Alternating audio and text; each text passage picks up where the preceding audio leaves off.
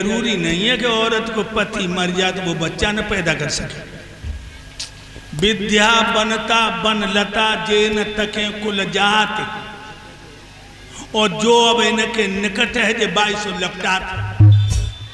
विद्या को ब्राह्मण पढ़े या मेहतर, अगर पढ़ेगा तो विद्या आएगी। और बन की लता, जो वन में बेल होती है, पास में वृक्ष होता है, उससे लपट जाती है।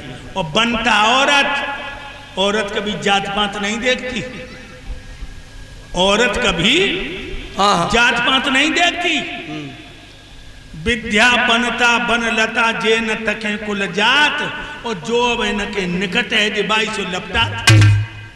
तो ये जरूरी थोड़ी कि तुम मर जाओगे तो देव की बच्चा नहीं पैदा कर पाएगा। लेकिन महाराज एक बात तो तुम जानिए, ऐसा कौन होगा जो अपने प्यार की फुलबगिया को उजड़ता हुआ देखेगा? महाराज मैं इतना बलवान तो नहीं जो तुमसे मैं लड़ाई कर सकूं, लेकिन मेरी एक अर्जी मेरी ओर सुनो। सुना सुनो। मैं प्रण पूर्वक ये कहता हूं कि मोह विसर्जन कर दूंगा, मोह विसर्जन कर दूंगा। इससे जो भी संतत होगी वो तुम्हें समर्पण कर दूंगा।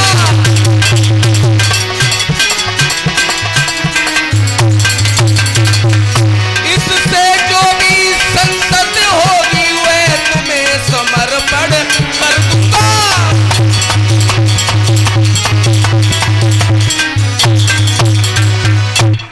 मैं जो भी नारा समेत पुत्र होगा वो तुम्हें दे दूंगा। मैं इतना बड़ा त्याग कर लोगे तुम हमारे लिए? हाँ, तुम्हारे लिए तक देवकी से जो बच्चा पैदा होगा, हाँ, वो नारा समेत हमें मारने को दे दोगे? हम दे देंगे। खाओ यमुना मैया कसम, यमुना मैया की कसम, खाओ गोधन की सौगंध, गोधन की सौगंध। तो अब तुम बटेश्वर नहीं जाओगे।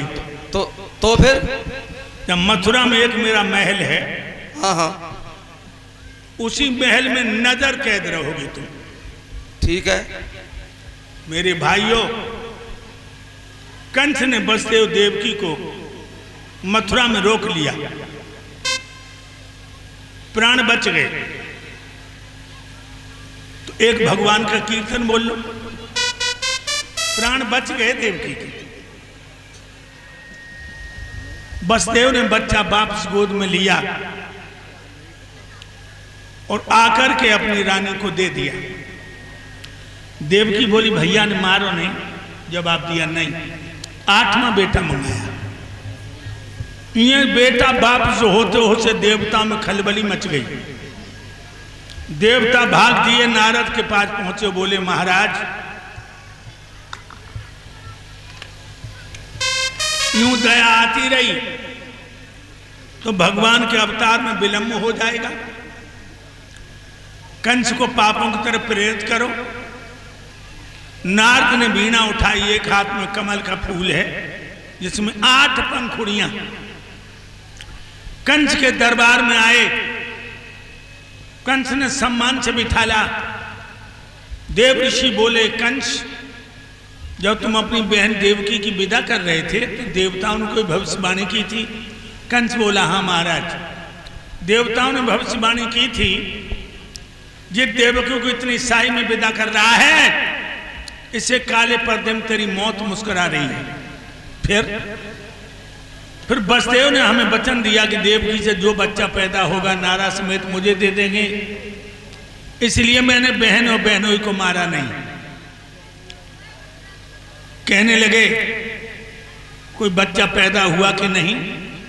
जवाब दिया पहला बच्चा पैदा हुआ। मार दिया? नहीं। क्यों? मेरा तो काल 8वां बेटा है। देव ऋषि नारद हंस गए, बोले कंस हमें तेरी बुद्धि पर तरस भी आता और हंसी भी। देख मेरे हाथ में कमल का फूल है, कितनी पंखुड़ियां हैं? कंस बोला 8। नारद ने इस तरह से 8 का पहाड़ा पढ़ाया, हर पंखुड़ी 8वीं कर दी। कंस के होश गुम हो गए, भाग दिया, आया देवकी गोद में से बच्चा को छीन लिया। 3 बार हाथ लहराया, जो धर के दीवार से मारा, बच्चे की हल्की चीख निकली, खत्म हो गया। मांस की बोटी बोटी आंगन में बिखर गई। देवकी की आंखें फटी की फटी रह गई। पापी पैर पटकता हुआ चला गया। देवकी ने बच्चा गोद में ले लिया था। अब देवकी की झोली में मांस की बोटियां हैं। और भैया जी धनपाल जी मंच के पास आ जाएं। भैया जी धनपाल भैया जी, हमारे बड़े भैया जी याद कर रहे हैं आपको। मेरे भाइयों, मांस के टुकड़ों में मुंह धर के फपक फपक के रोने लगी। बसदेव आए और कहने लगे, प्यारी, हम तुम्हें औलाद का सुख लिखा के नहीं लाए।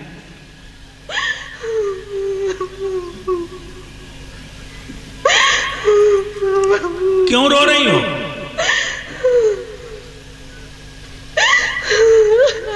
रोना बंद कर दो देवी। और महाराज बसदेव ने बच्चे के मांस के टुकड़े गड्ढा खोद के दबा दिए। एक ही नहीं, इस तरह से पापी ने बहन के 6 बच्चा मार दिए। जब 7वां गर्भ आया तो बसदेव देवकी को जेल में डाल दिया। हाथों में हथकड़ियां, जेल में पड़े। 7वां बच्चा, 7वां अवतार होना है। इधर देवकी की बड़ी बहन रोहिणी, जो बसदेव को ब्याही थी, लेकिन वो गोकुल में राजा नंद के यहां रहती थी मैया यशोदा के साथ। जब उसे पता लगा कि मेरे भैया ने मेरे पिया बसदेव को, मेरी छोटी बहन को जेल में डाल दिया, तो रथ में बैठ करके ये अपनी बहन और अपने पति की मिलाई को चली। जेलर से कहा, फाटक खोलो, मुझे अपने पिया से मिलना, अपनी छोटी बहन से मिलना। फाटक खोल दिया। और जो देवकी ने रोहिणी को देखा, मेरे भाइयों, एकदम से भागी। दीदी! रोहिणी ने अपनी बाहें फैलाई, छोटी बहन को सीना से लगा लिया। देवकी सीना मुंह छुपा के रोने लगी। दीदी, भैया ने 6 लला मार डाले। और दीदी, मैं नहीं मरी, मैं कब तक जेल में सड़ूंगी, मैं मर क्यों नहीं रही हूं। रोहिणी अपनी छोटी बहन की पीठ थपथपा रही है। तब तक एकदम से देवकी के पेट में बच्चा पैदा होने की पीड़ें आने लगी। जो ये पीड़ाएं आई हैं, देवकी बोली, दीदी, मुझे लग रही लला पैदा होने का समय आ गया, मेरे पेट में पीड़ाएं आ रही हैं। रोहिणी ने देवकी को जमीन पर लिटा लिया, गोद में सर रख लिया, पेट पे हाथ फेरने लगी। बच्चा पैदा हुआ, देवकी बेहोश हो गई। तब तक रोहिणी ने बच्चा को साफ करके नारा काट दिया। और जो देवकी को होश आया, जो लला देखा, एकदम से रोहिणी की छाती से लग के बोली, दीदी, 6 लला भैया ने मार डाले। दीदी, जब लला को तू ले जा, जब लला को तू बचा लेना, तू पाल लेना लला को, मैं भैया के हाथ मारी जाऊंगी। एकदम से रोहिणी बोली, चुप, भैया के हाथ इस बच्चे तक नहीं आने दूंगी। और बच्चा लिया, रोहिणी ने अपने दोनों स्तनों के बीच में रख लिया, ऊपर से चादर कर ली। दोनों स्तनों के बीच में बच्चा है। सिर्फ थोड़ी, जब पैदा हुआ तब थोड़ी रोने की आवाज आई, उसके बाद में बच्चा शांत। एकदम से देवकी बोली, दीदी, मौसी समझ के मत पालना, मैया समझ के पाल लेना।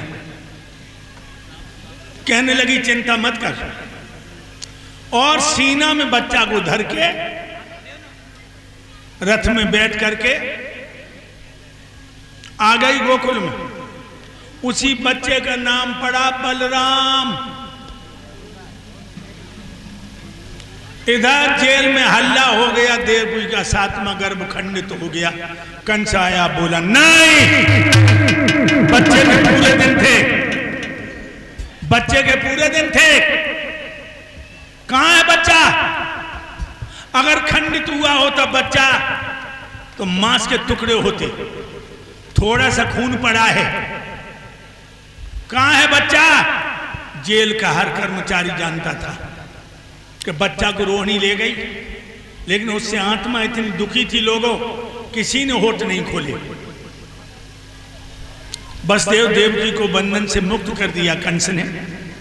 रात भर करवटें बदलता रहा, यही सोचता रहा कि बच्चा खंडित हुआ नहीं, मांस के टुकड़े मिले नहीं, बच्चे का सुराग लग नहीं रहा।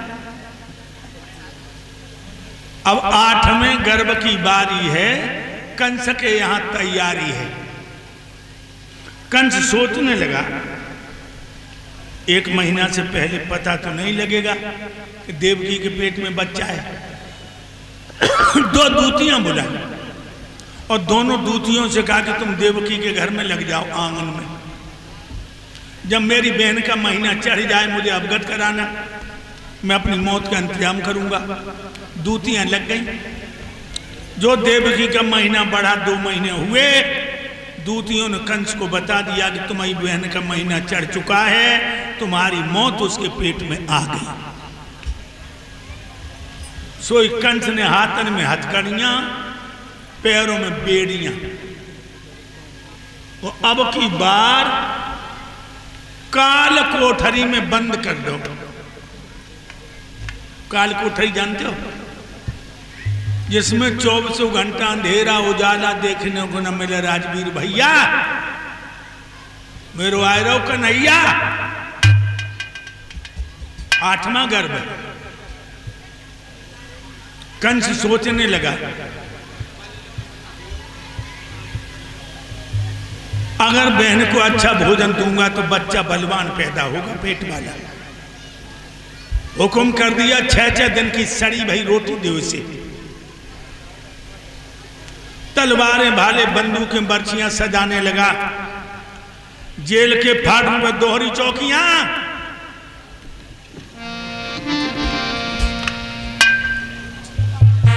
तसला धर दो फूटो समोए, बम रोटी के टुकड़ा गले हुए।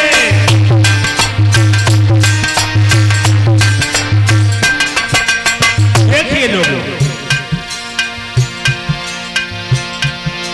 तसला धर दो फूटो समोए, बम रोटी के टुकड़ा गले हुए। फूटे से घड़ा में पानी है, कम्बल में दोनों पड़े हुए।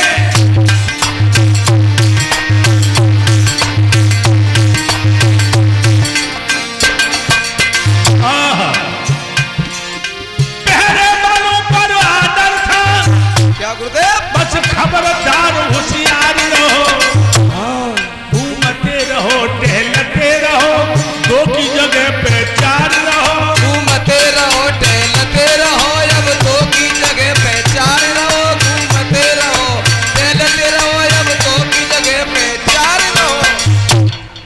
इतनी बड़ी चौकसी है। इधर कंस को दिन दिन चित्त उदास हो रहो, दिन ही दिन चित्त उदास हो रहो, और देवकी को 10वां महीना पूरा हो गए। कौन दिन आई है, कौन रात आएगी, कौन महीना? बड़ा मस्त महीना है, बड़ी मस्त रात है।